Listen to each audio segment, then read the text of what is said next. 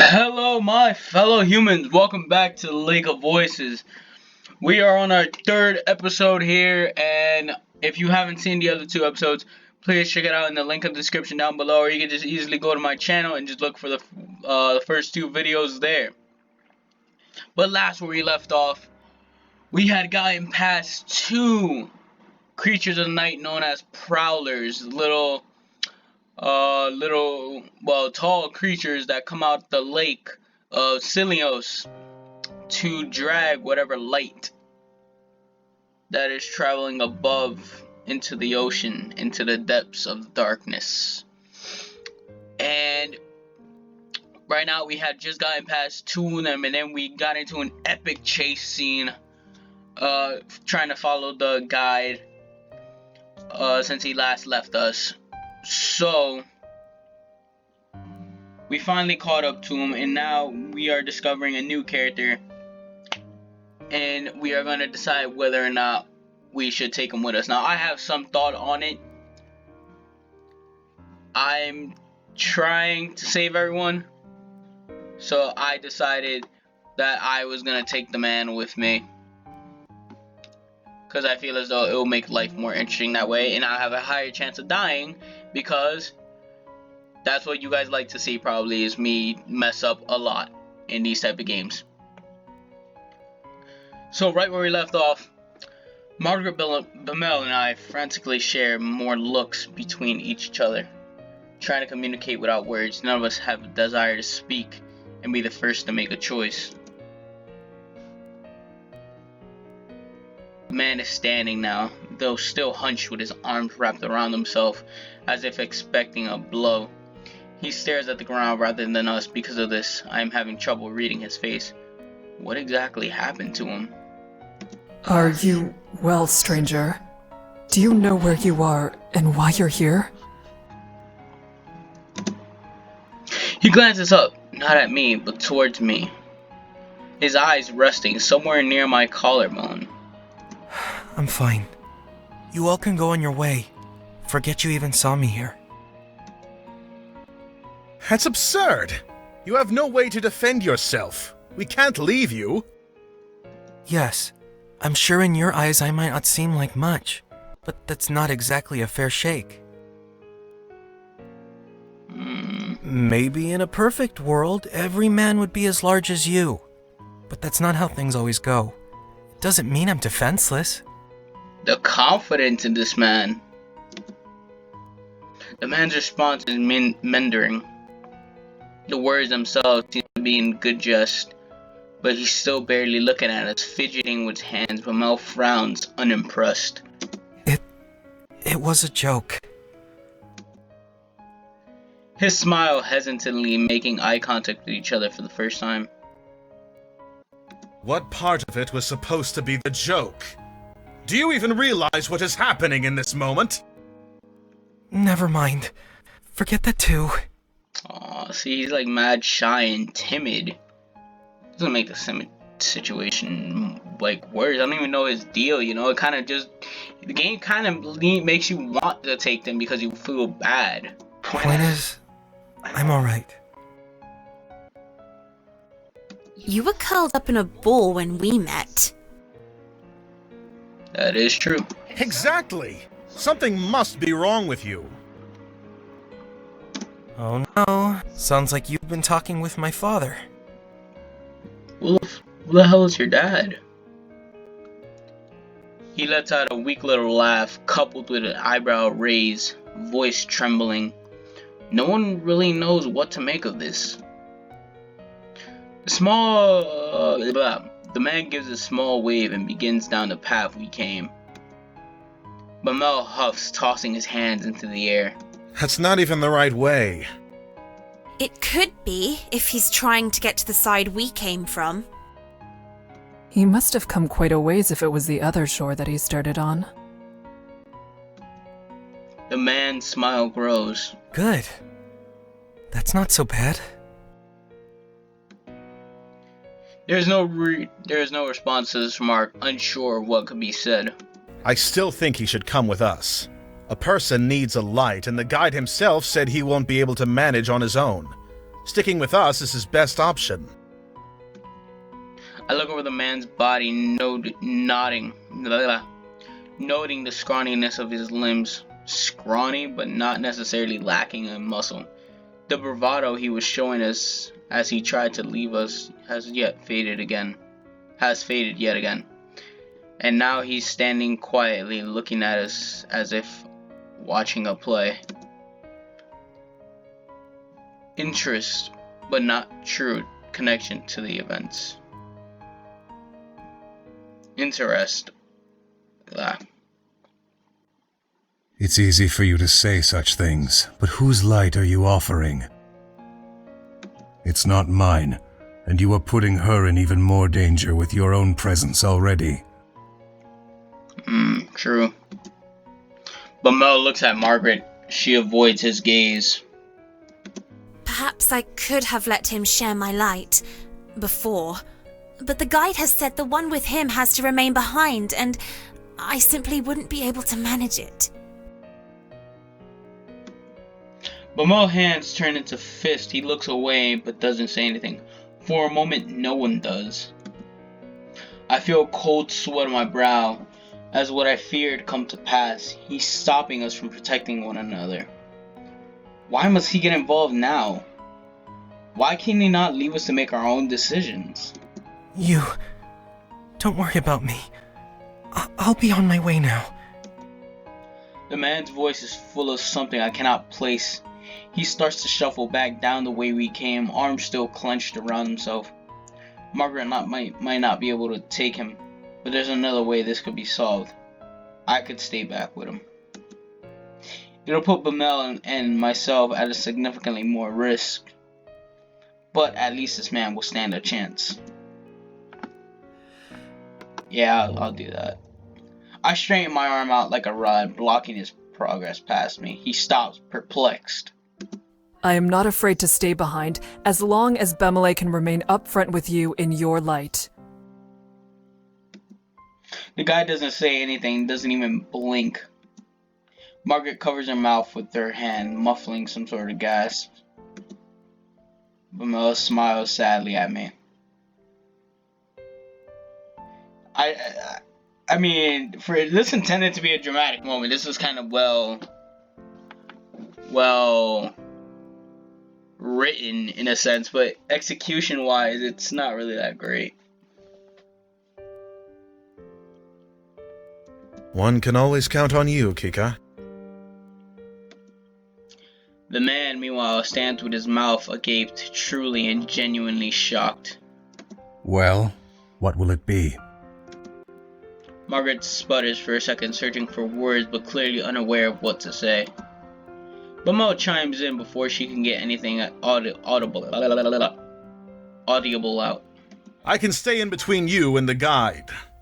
I don't need to be right next to either of you. That way you won't have to worry about a repeat of what happened earlier. I wouldn't refuse you being here. The guy doesn't acknowledge them. He stares at the stranger and the man shakes under the intention. No, really. I could just go on my own. It's fine.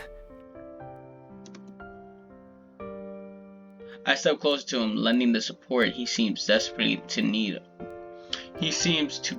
need. You do not need to go this alone. I will protect you. The man stares at me. I return his gaze, willingly. The man stares at me. I return his gaze, willingly him to see my certainty. There need be no bloodshed spilled tonight. No blood spilled tonight. Slowly, the fear melts off his face, replaced with something like resignation. Then he drops his gaze to the floor. Okay. All right.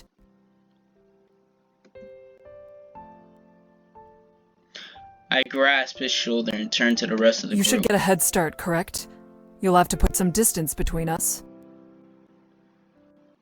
No, we don't have to do that. Yes, we do. Unnervingly, there's a hint of an emotion in the guide's usually empty voice, anger. He starts to walk, not waiting for a reply. Margaret grits her teeth, eyes filling with tears, face flushed. She mumbles something in a small voice, something I'm just near enough to hear. Why am I always so powerless? Oh, Margaret. Well, should have said something saying, "No, I'm joking. The statement catches me somewhat off guard. Margaret, powerless? She's not a mercenary to be sure, but she seems so certain of herself. Then again, I don't know the reason why she needs to cross this lake. Before I can decide whether I should respond, the tears fade from her eyes. Margaret takes a deep breath. Please be careful. She takes a few steps back, lingering near enough for Bamel. Bamel smiles, first at the stranger and then at me. Take care back here, alright? We'll all be together again when we reach the halfway island. It won't be too much longer now. We'll have a nice little camp out, and you can properly introduce yourself to us. Maybe even tell a real joke or two. The man emits a nervous little laugh and ducks his head. The prospect must not be enticing to him. With the stranger having pulled himself out of the conversation, Bamel looks seriously at me. I'm sorry to put you in even more. Stop. Bamel shakes his head, still smiling. I don't begrudge you at all. In fact, I'm glad you did. All I want is for you to remember that goal. Each of us, together, on the island, and then on the other shore, safe. This isn't about what our job is, or where other people need us to be. Oh, this is a lot of pressure. I'm feeling death coming up. I feel it. It sucks. I mean, I'll try to remember the goal. Don't count me out just yet, Bamel, but I'm not feeling too confident about this. I nod in response. Bamel opens his mouth and then closes. He swallows hard. You too. Pause. I'm surprised to hear his voice waveringly slightly. He swallows again, then continues. You two should look out for each other. He takes a few steps back as if to go, but his eyes don't leave mine. Watch out for yourself, too. Not just for everyone else. I will. The guide's figure disappears with only his lantern to lead the way. Bamel and Margaret are finally forced to leave us behind and catch up to him. I watch them disappearing into the fog, an odd feeling in the pit of my stomach. I cannot recall the last time I had difficulty seeing someone leave. You should go after them. I almost forgot the man was there, standing right next to me. Now he looks at me with desperate eyes. You don't need to do this. Well, you just got a voice to speak. You were weren't able to speak before. What? I'd rather know you returned to them safe, and that you all had a chance to make it back together. The way they acted, having to go on without you, no one would feel that way for me. I'm not worth it. That's not... I stop, unable to say the last word. Can I claim that he's wrong? This is the one thing he has seemed sure of, and I do not know him. Empty plateaus may be worse than nothing at all. He smirks at my mumbling reply. I'm caught off guard by the change, with only that it seems he's in his element. It's true. He continues to grin more so to himself than me. Well, it certainly made a scene, huh? That's nice. Being loved and all. Okay, this guy's really creeping me out now. He makes it seem like he's not a good character. He clarifies after I must have given an undesired reaction to the statement. I am so disconnected with myself, I am unsure if surprise appeared on my face or was it the lack of emotion that put him off. I don't know exactly what kind of love it is you share, but there has to be a bond in that group of yours. He laughs and then speaks quietly. It doesn't matter. I can still try for the other shore. Go. No, I'm gonna stay. I mean, they already left me behind. I might as well stay with you. Like, my certainty shocks him. I can tell immediately he has returned to his meeker self. The man starts to speak again, but I interrupt. We should start walking. That should be enough of a head start for them. He hesitates a moment, but ultimately begins walking at my side. I'm relieved. I can never be quite sure what will come from this one. We move in silence. The man doesn't seem to want to speak anymore, but he keeps glancing at me as if expecting something. Somehow his odd behavior is comforting rather than disconcerting. Perhaps it's because he's more nervous about all this than I am. It's putting me at ease, making me feel more capable. I shouldn't allow myself to get comfortable, however. We're in the more dangerous position than ever. The whispering from the lake, so faint after Blamel's close call, now surges forth. It grows nigh unbearable. The creatures teeming below the surface, I dare not speculate. What has them so excited? Have you a name? The man chuckles drearily. Barely. I don't really know what I am to take from that. This time his laugh is more of a bark, quickly out and swallow back up. Then he frowns. Lou. Only 2 letters. So barely. I see. What are you doing out here without the guide? Perhaps the question isn't appropriate to ask. After all, only the darkest of circumstances spurs someone to cross Sinlios. But this situation is very strange. I might not even go as far as to say it's suspicious. I know that's not far, but I can't help it. Years spent anticipating danger had made me weary. That's a good question. I'm not sure I know myself. What does that mean? Is that some sort of joke too? Or do you genuinely not remember how you arrived where you are? No, it wasn't a joke. Or, well, there is a point to it all. Then his voice, already by nature light, drops to a whisper. But I don't know why I even tried. You'd think that I'd be able to call a spade already, right? He looks up, noticing my gaze still leveled at him. Then he shrugs. I'd rather not talk about it. As what has become the norm, I don't fully understand what he means. But I can at least guess that he's not very happy with himself at present. And like it or not, he won't be sharing his real reasons with me. What about you? What brings you out on this little adventure? People. On the other side. People who need my help. You'd have someone waiting on you? Then why are you risking yourself on me instead of worrying about what's going to happen to them? I feel my brows furrow from my speck of alarm. Is that really what he took from this? I survey his face with a flick of my eyes, but there's no mischievous gleam to his look. Now he's serious. We hold eye contact for a moment until he yet again stares down at the ground. Sorry. I didn't mean to be disrespectful. It just fell out somehow. I wasn't thinking.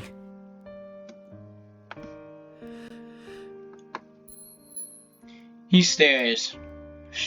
His stare shoots back up at me, eyes wide. Of course I'm going to be there for those counting on me. But you aren't nothing. I won't simply turn my back on you. He smiles sadly, the kind of smile only someone who has experienced great hardship has. A smile I am all too familiar with. I probably have to disagree. Still, that's nice of you to say. We may not know each other well, but You wanted us to go on without you for our own safety. You even tried to have a sense of humor about it. That counts for something. My statement is far from grand, yet he's become so distinctively bashful all of a sudden, twitching his legs with each step. He hangs his head and mumbles his next phrase. Sadly, he seems unaccustomed to receiving praise. That's true. Thank you for staying back with me. It's kind of nice. No need to thank me. Oh, right. I can't even show gratitude correctly. Of course. I go to give him a look, but he's smiling. He looks less pitiful than usual. He almost seems content. While crossing Celios? How? Why? It is not funny to make a joke out of thinking that way about yourself. If you don't want people to say things like that, then you shouldn't reject their things. Either I did right by thanking you, or I did wrong. Fine. You're welcome. This time he lets out a real laugh, though a short one. I'm glad. He stretches his arms out in front of him and elongates his strides so he's walking a bit ahead of me. It sits wrong with me. He's relaxed and completely unguarded. He's even fine with distancing himself from the light and all of the odd comments he has said so far. Then a thought strikes me. Maybe the reason he's so calm is that he doesn't care what happens to him. My heart plummets into my gut. For a time, there's a relatively peace in the silence between us. Then Lou sighs heavily. I never could have seen myself in a situation like this. It seems things really aren't over until they're over. Did you think it was over? He doesn't answer immediately. When he does, the reply is accompanied by him grasping himself like he might fall apart if he lets go. Yeah, I did. That would have been the normal outcome for the situation. Alone, lightless. I shouldn't have asked. I must have let a frown slip through, because Lou smiles a non-smile. He stretches his hand behind his neck and gives a little chuckle. Something really is wrong with me. Somehow, I feel lighter.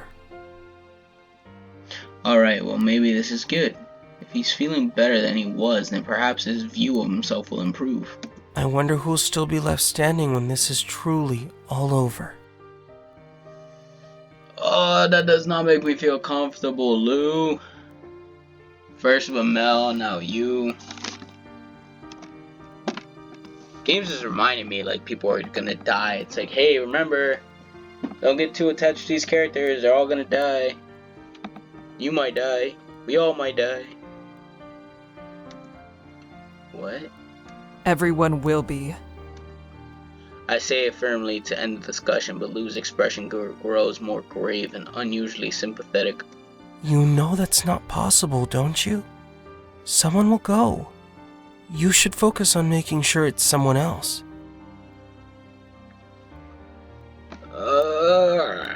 Great. This is just great. You don't seem to be concerned with self-preservation. Yeah, he looks like he's ready to kill himself. It's not great. It's not a good feeling at all. He sounds like he wants to die, and that's not a way someone should live. That's very sad and like concerning. Alright, we're gonna get through this game. We're hopefully gonna save everybody. I really don't want nobody to die. It's like there's not enough plot to give you an attachment to these characters, but the constant reminder of, hey, your choices involved will make the characters die, constantly it makes you like want to save them in a sense, because like I want to prove this game wrong. But I guess that could just be me. But continuing on, that came out more hostile than I had expected. He doesn't mind it. True, but it's not the same for me. I still don't know how I'm supposed to interact with a person like him. Making conversation is already not a strength I possess. Regardless, Lou echoing that sentiment was not something I had expected. The whispers from the lake, which had already grown, now speak faster and clearer. The individual words are almost audible. I'd likely be able to make them out if I knew the Nyx language for a split second. I wish I did. The light in the distance still drifts along the same manner as it did. When we first started walking, which I take to mean the path hasn't turned so far. Hopefully that means we're still on the right path. But the light, it got brighter. It's strong enough that I had to glance away for a second, and next time I look, the light has grown. The bridge is on fire? I grabbed Lou's arm without thinking. He's standing there stiff, staring at the glow, eyes dull. We're going to run. To hell with the guide's order. If we don't go now, we'll never go anywhere. Lou doesn't respond. I give his arm a small tug and he appears to come to himself when he nods at me. I make the decision, then I won't let go of his arm. I don't know what will happen to him if I do. We take off, the heat growing with each step. The dankness of the bridge means the fire is spreading slowly, but it makes me question how it began in the first place. There's no end to how wrong this place is. It takes 20 paces before the air around us ripples and then starts folding into itself. Thick smoke pours all over us, stinging like scorpions at my eyes. I cover my mouth with my free arm to keep the breathing, and soon we'll be at the fire itself. The bridge lurches beneath us, as if the beams supporting it are starting to give way. The thousands of flying sparks. Lou stumbles and pulls against me for support, but we keep our ground. I start pulling him through the blaze. We don't have time to gather our bearings. Who knows how long we have until the bridge collapses or is devoured by flames. As we push through the smoke, Lou's wheezing for breath beside me. Figures emerge, Bamel and Margaret.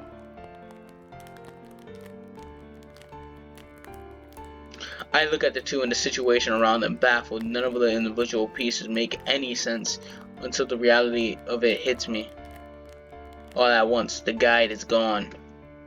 Margaret paused at the bridge. Her lantern is at her side, so it's her glasses she's missing. Bamel is off to the other side, lanternless, with only the flickering embers in the wind to keep him out of the darkness.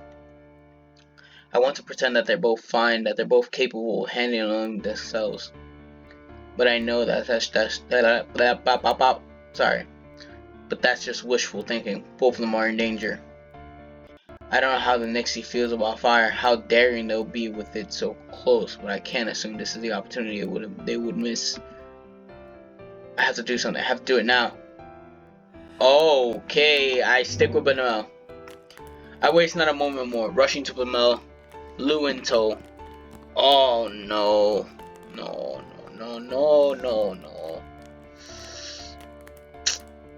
I feel like this was a mistake. Thinking about it now, I'm just like, maybe because Margaret was feeling so uneased earlier. She was feeling super bad and she didn't know what to do. At least Bamel can handle his own. That's the thing too. I think I made a wrong decision. I waste not a moment more, rushing to Bamel, Lou in tow. Bamel and I had arrived here together. We agreed to see it through to the end. We promised to protect each other. I have to be there for him.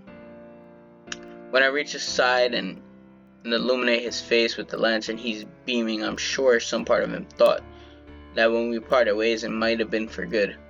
It's a relief to see you. Both of you. Then there's a scream. Margaret is nowhere to be seen. The light of her lantern is gone. She's trapped in the darkness. That's another thing. She had a lantern. I needed that lantern. Oh no. Oh no, this is bad. This is very bad. Margaret? Did she move? Did she fall? Did the bridge collapse? Kika! Oh, she doesn't have her glasses anymore.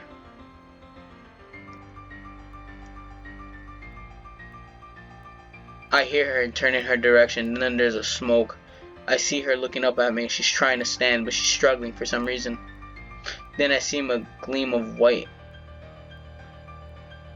on silk black behind her and understand why. Run! Oh no, don't tell me. And Nick grabs a hold of Margaret's dress just as she gets to her feet and pulls. She slams back to the ground, her head hitting the bridge with sickening thud. Margaret groans and starts to yell. Let go of me! Let go! Oh no. She's flailing, kicking her legs and arms. She's disoriented. She doesn't know where it's coming from. Then Nick yanks her again. Another grabs hold and she feels a tug enough to... oh my god. I'm sorry, I'm really into it. And she feels the tug enough to grab onto the portion of her dress and tear it. She's trying to rip it off. I run to her side, my light finally illuminating her form. Seeing the next light spill onto her, the next retreat back into the water, but they don't let go of her dress.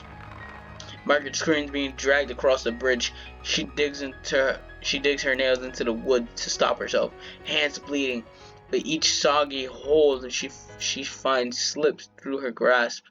I reach out my hand to her. Grab it! Margaret looks at me, kicking with her legs. She doesn't even try to reach for me.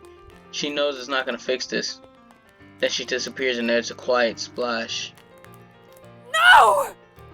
Oh. I rush to the edge of the bridge, searching the water for some sign of her. But there's nothing. Nothing but the placid black sheen of the lake. They took her down with the rest of them. Tears burn my eyes. I'm sorry, Margaret. None of this should have happened.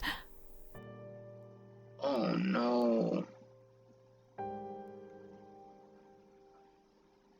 Then a warm hand clasps my shoulder, but he smiles through a pained expression. Oh man. I stare at him and can barely keep myself together. What happened to the guide? Is he also... My voice cracks in spite of myself. I don't know that I want to hear the answer, but it has to be said. No, that man's still slinking around this hell on earth. The bridge jerked, Margaret's glasses fell off, and the guide kept going. I stayed, but I kept my distance in case... He looks away. In case there was a repeat of last time. I shouldn't have stayed so far off. It's not your fault. I could have thrown my lantern or gone to her sooner or... anything. Man. Kika. I'm furious with myself. It's our fault Margaret was put into danger in the first place. Margaret didn't get to choose whether Lou came either. I made that call. She was so kind to us, and yet when a choice had to be made, I threw her to the side. But Mel seems to have read my mind and comforts me over the thoughts I leave unsaid. Listen to me. We tried. You never gave up on anyone. Not for a second. The bridge trembles underneath us once more. I gather what wits I have at my disposal. We need to leave. Which way did the guide go? I don't know for sure, though he went off in that direction. The fog overtook him, but I didn't see him turn. That will work. Lou?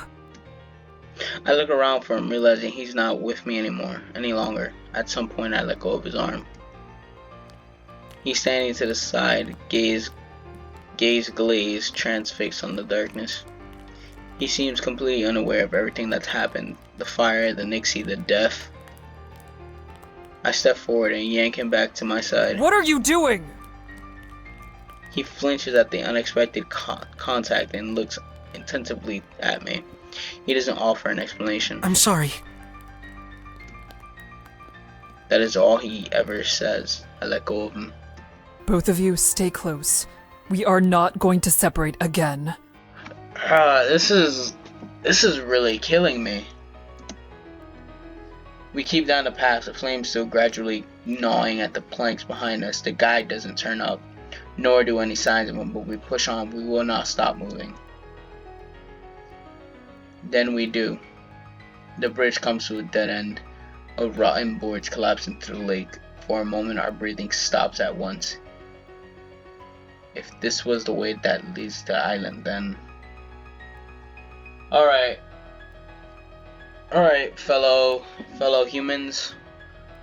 I think this is a good spot to end it. I'm not gonna lie, it was very slow placed in the beginning, but it really picked up at the end. And it was very hectic. And I really have some choices I regretted. I am not gonna lie. I should have stayed at Margaret's side. Because Bamel should at least be able to defend himself. Worst comes to worst. And this new character, Lou, he seems very suspicious right now. And I'm not sure what to make of him. Because right now we can all be questionative on his motives. And, you know, he didn't seem to care much. So, whatever his story is, it's kind of interesting in a way. But overall, that's all the time I have for today. Thank you guys so much for watching. Please like, share, and subscribe. And I'll catch you guys in the next video.